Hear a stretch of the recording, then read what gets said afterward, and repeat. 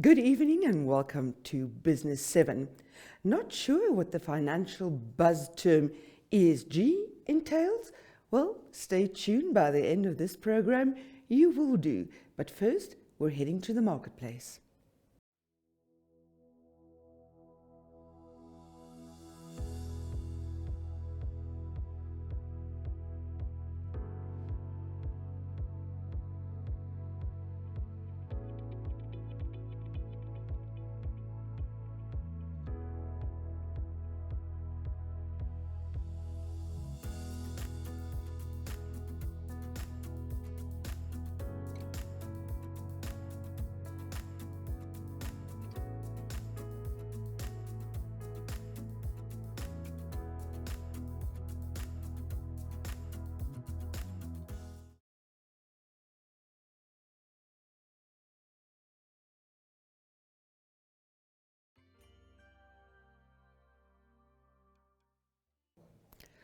Problems in ECOWAS, that is the West African Economic and Political Bloc, seems to be never-ending. Reuters has filed this report.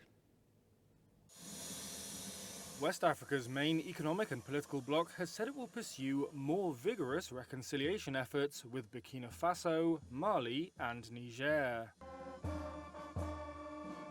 That's after the breakaway, junta-led countries signed a confederation treaty on Saturday, underscoring their determination to leave the 15-member Economic Community of West African states. In a communiqué on Monday, ECOWAS said it was disappointed by a lack of progress with the three nations. And at the opening of a summit in Nigeria's capital Abuja on Sunday, ECOWAS Commission President Umar Toure warned that the region risks disintegration and worsening insecurity.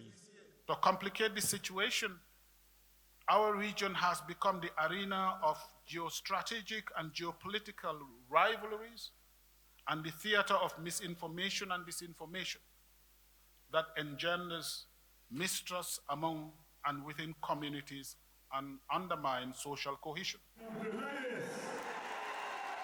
Juntas seized control in Burkina Faso, Mali and Niger between 2020 and 2023.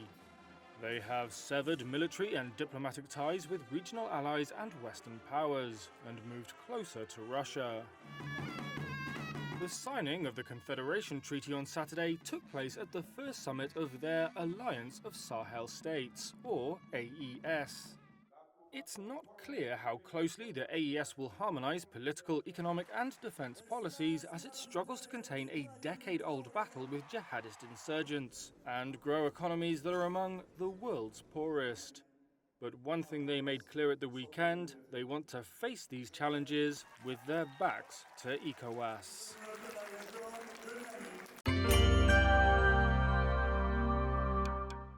Before we get into the nitty-gritty of ESG, let's first take a look at the top business stories in Africa over the past week. This report by Reuters. Here's what's been making the business headlines in sub-Saharan Africa this week. Kenya's President William Ruto spoke by phone to IMF chief Kristalina Georgieva in the days after he withdrew $2.7 billion in proposed tax hikes in response to deadly protests, two diplomatic sources have said. The sources, speaking on a condition of anonymity, did not provide details, but said there was agreement among major donors that the IMF needed to show flexibility, as Kenya looked to fill the gap caused by the finance bill's withdrawal. The World Bank has suspended Gabon's right to make loan and grant withdrawals from July due to non-payment of outstanding obligations, a letter seen by Reuters showed on Wednesday. Gabon, where a junta seized power in August last year, had overdue payments totaling around $17 million as of June 30th, the letter said. A World Bank spokesperson said it was regrettable that an official letter had found its way into the media and said they were confident authorities will take steps to regularize the situation as soon as possible. South Africa's Rainbow Chicken is focused on keeping costs low as it begins life as a standalone company, its CEO said on Monday.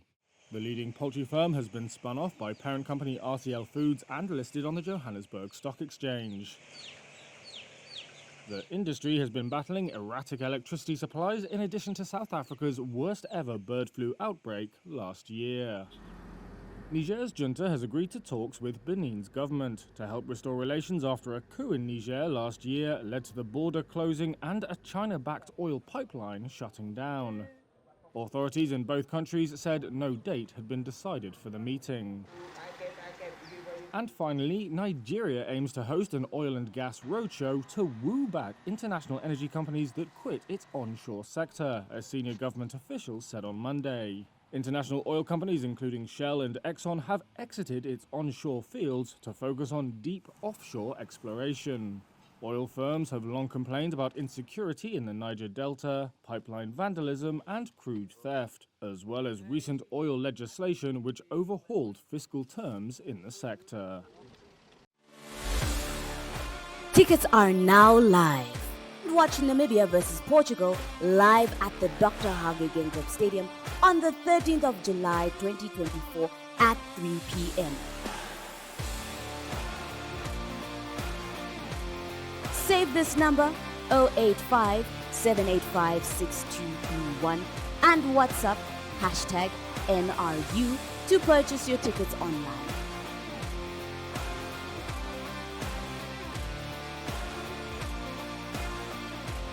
Or simply scan the QR code.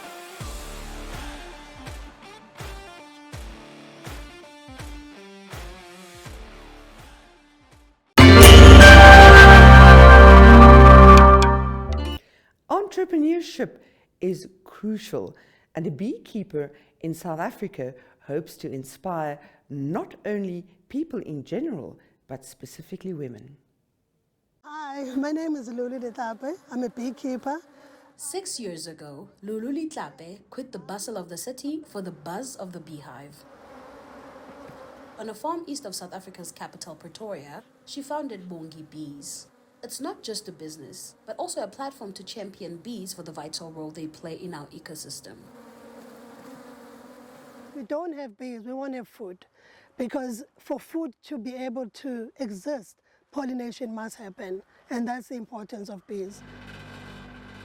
Litlape's lifestyle change, quitting her job in the city, was prompted by an autoimmune disease. These days, in addition to harvesting honey, she advocates sustainable practices, lobbies to protect bees, and tries to educate her neighbors. These are babies that are being made by the queen. And she's also trained 30 women in beekeeping so they can start their own businesses. Beekeeping has helped me to calm me down. It has helped me understand my environment. It has helped me appreciate nature. And I've been looking at companies that do the same thing with me so that I can get help to do more for bees, to do more for communities. Globally, bees are in decline. That's due to habitat loss from industrial development and climate change disrupting their life cycles, according to the UN's Food and Agriculture Organization. In her small corner of South Africa, Litlape is fighting back. She has 100 hives, she says, some on her farm, others placed among her neighbors. It's a new city of sorts, in which Litlape's airborne employees work to pollinate nearby farms and protect the environment.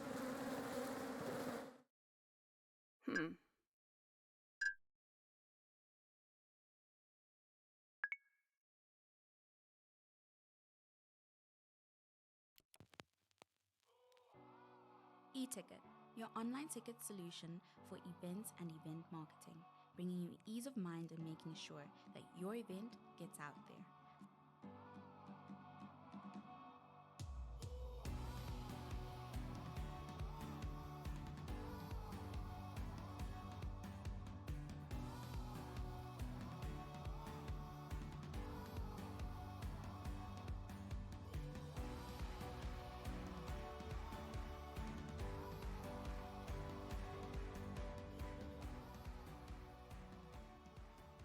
For more information, contact events@nmh.com.na.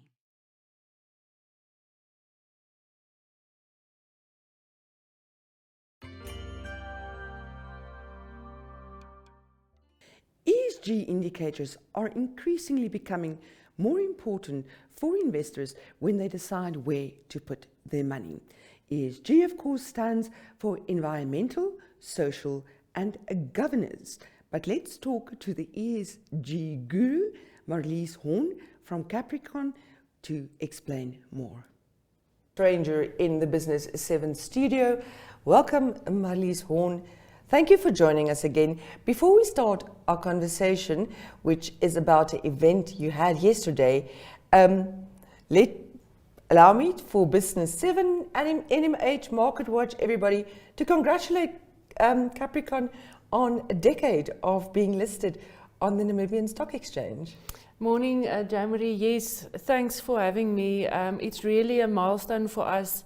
In fact, on the 20th of June, we rang the bell in 2013, a decade ago, and that was really a big milestone in the history of our group. Not just in the history of our group, it was a milestone in the history of the NSX, a milestone in the history of Namibia. I remember I covered the event and the excitement when you first released your IPO. Everybody wanted to know what it was about. And yes, it was just a great day because it was really the first time that we had a fully Namibian financial institution that went to the stock exchange. No, it is, and it, reflecting on that time, the public offering was a massive success. It was 3.5 times oversubscribed. Everyone wanted a piece of Bank Windhoek. Yes. At that time, we were still known as Bank Windhoek Holdings. That's right. We only rebranded to Capricorn Group in 2016. So yes, and up to today, 99.4% of our shareholding is still held by Namibian shareholders or Namibian residents. Yes, and indeed, you are still the only locally listed financial group that can claim that. Yes. So, yeah, congratulations. It's a very fond memory. I was very honored to have been able to cover that story. But yesterday, you had an event as part of the celebration of a decade on the stock exchange. What was it about? Yes, we had a session, an investor relations session with around 40 business people from various listed companies, but also non-listed companies. And we just discussed the decade of change for Namibian investors. We had a wide range of speakers there. Brian van Rensburg from PSG did a very interesting overview of the stock exchange, the value that has been created by the listed companies over the decade, in terms of paying out of dividends, etc. And Sarah from GIPF, who manages the investment portfolio, also just gave us some perspectives from an investor. What do they look at? And that is where the concept of ESG was also brought into the discussion. And then, we just reflected on the changing landscape because there is a lot of changes that has been on the horizon in the last decade. That is certainly so. And ESG, one of the terms that are increasingly being thrown around. In layman's terms, what is ESG? Yeah, I also, only came to hear about ESG 5 or so years ago and only recently started to really unpack it. But it is about, it's a business framework. It's about corporate accountability in the space of environmental, social and governance. So as a financial services group, we have investors. So investors use ESG really as a tool to assess our sustainability, to look at whether we as Capricorn Group is a good investment. But also credit rating agencies use it as a tool, to measure our performance. So it's one of the things they look at. So it's really about corporate accountability and, showing your positive impact, but with providing of data. Yes. You cannot claim to be in line with the ESG criteria if you don't have data to back it up. And that is the data that your analysts, your investors and the credit rating agencies will be looking at. In terms of reporting, how has the landscape changed in Namibia over the past couple of years? Yeah, Jo-Marie, you know, there are so many frameworks and standards that a listed company needs to comply and adhere to. And then you have King 4, etc., for NAM code for Namibian listed companies. But, you know, from an integrated reporting perspective, so we moved from annual reporting to integrated reporting. And there's the international integrated reporting framework that you have to comply with, looking at your materiality, your 6 capitals. But now recently, there's been a global movement in looking at all the reporting standards and frameworks and to consolidate. And much like for the financial side, you have the IFRS. Yes. They are looking at introducing for the non-financial information in your report a similar IFRS type of standard and framework. And the latest information I have is that by the end of this year, there will be 2 new global standards for non-financial reporting. So companies like Capricorn Group need to make sure that we are aware of these changes, the impact thereof, because it is about disclosure and transparency. You can't just write a story in your integrated report. You need to back it up with data. And, you know, you need to put in place processes in your organization to collect the data. But that's, from an investor point of view, that's very reassuring, because at the moment, just taking a normal integrated annual report, there is so much information in it, and you can really see what the company that you've invested in is all about, what its ethics, what is driving it, etc. And you know, the problem is often that companies do greenwashing, for example. So they talk about sustainability, Yes. They write a nice story.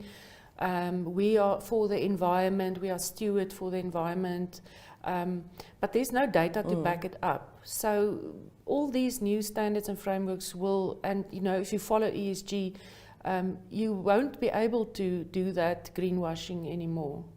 Coming back to Capricorn and ESG, bringing it closer to home, what is your approach to ESG? Like I said, we really only in the past 2-3 years started to really unpack what it means for us as a business. Like I said, ESG is for environmental, social and governance. So from a governance perspective, you know, we have a long, solid track record and history around our corporate governance, you know, the policies, processes, risk management frameworks we have in place. So we are very mature in terms of the governance side of ESG. Social, we often confuse social with the likes of a foundation like the Capricorn Foundation, but actually the S of ESG, the social, is more around your impact as a business on your employees, your labor force, fair labor practices, on your supply chain, but also the community. So, you know, we are also very confident that as far as the S is concerned, we are very mature. Where our focus is now is on the environmental side. We have been known in the Bank Windhoek space, you know, with our sustainability bond, etc. So from a Bank Windhoek perspective, we've made great strides on that. And from a group perspective, you know, for us, we want to just strengthen our focus on sustainability, all aspects of sustainability, including the environment, and you know, also involve our employees through simple awareness around waste of paper and electricity and water. I mean, we just heard now about the city of Windhoek, the issue with water. So, you know, that's the type of basic things that we are doing and can improve on. You mentioned the sustainability bond. That, of course, was another First, yeah. a milestone. I remember waking up that morning and somebody had forwarded me on social media that photograph on the NASDAQ and on Times Square, and you realize, wow, Namibia in New York, you know, that was just an amazing initiative. Yeah, no, so we have a good track record. We've been participating in the COP 26 That's right. and 27, and we will be at the COP 28 in Dubai at the end of the year. So we really are committed in that regard. Marlies, thank you very much once again for joining us in the studio. Thank you for the work Capricorn is doing in Namibia and its role in securing a sustainable future. Thank you. Thanks for having me. Welcome to Namibia, where adventure meets tranquility. With Enjoy, you have access to a wide range of accommodations to suit every traveler's taste and budget. Experience the finest dining and hospitality Namibia has to offer. Booking your dream accommodation is just a few clicks away with Enjoy. Join thousands of happy travelers who have trusted Enjoy for their Namibian getaway. Your gateway to unforgettable Namibian adventures.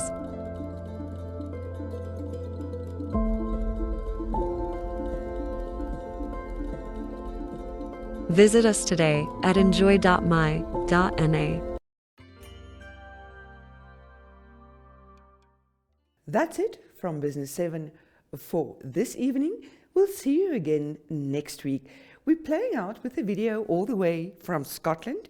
It was compiled by Reuters, but it shows that not only in Namibia and in Africa, but the entire world, people have to come to terms with artificial intelligence or robots.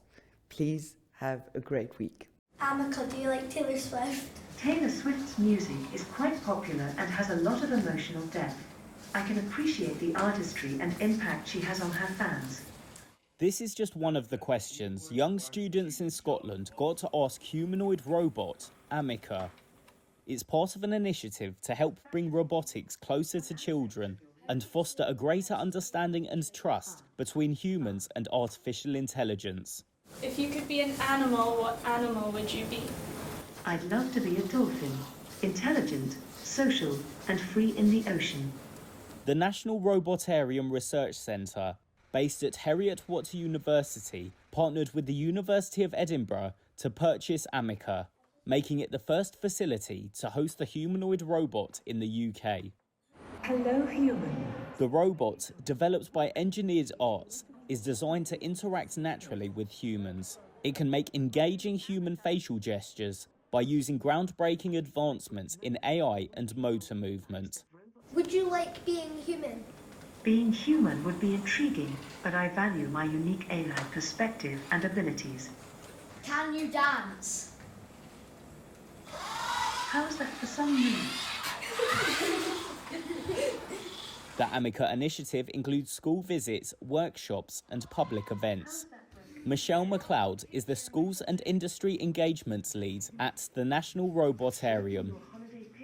It's really important that they get the opportunity to engage with robots. We don't see them a lot in public in the UK, but that is going to change over years to come. And these are the technologies that these young people will be working with in the future. And being able to give them that opportunity to engage and learn about the technology and what robots are and what robots aren't and what they're used for is really important for them to develop those skills, to have that inspiration, and it will be important for our economy in the future. The National Robotarium also plans to use Amika in its research to understand public attitudes towards such technology, including the development of user-friendly and trustworthy robotics for the future. I just think it's a massive step in the engineering of robots, and I just think it's insane that humans have actually created this. I think if we get too many, we'll become way too reliable on them, and I don't think that would be very good. If I were to have, like when I'm older and I had to go to a care home, like a robot could be there and assist me with things instead of like people just running about for older people. I feel like that would be pretty cool and helpful.